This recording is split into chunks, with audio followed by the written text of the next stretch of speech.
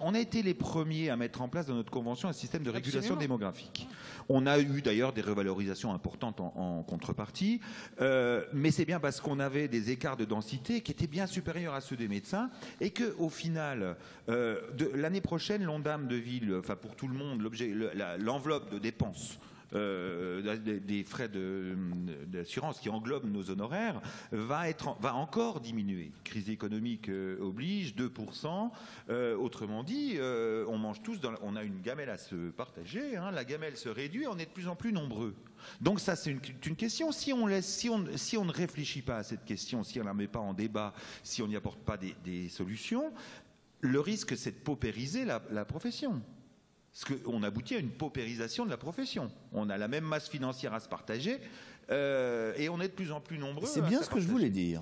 Donc, soyons vigilants. En même temps, et Annick Touba l'a dit, c'est une richesse. Et puis derrière la richesse, il ne faut pas se rater dans le sens où on sait qu'on aura des vieillissement de la population allié à l'explosion de la chronicité qui prend un caractère pandémique et qu'il faudra effectivement le réseau, le maillage territorial d'infirmiers libéraux suffisant pour répondre aux besoins en soins. Maintenant, moi je reste persuadé qu'il faut que nous soyons très vigilants et que nous mettions en réflexion cette question.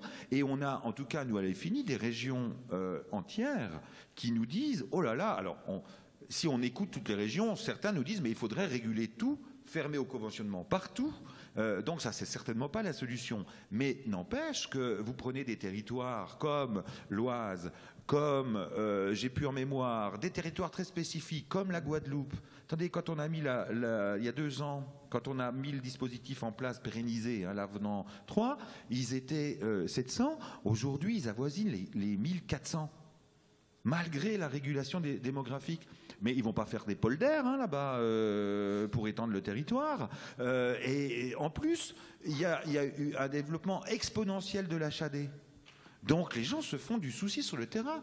Il va falloir qu'on réfléchisse collectivement à ce sujet pour mettre en place les garde-fous, les dispositifs qui ne nous entraînent pas, je vous le dis, vers demain une paupérisation de la profession.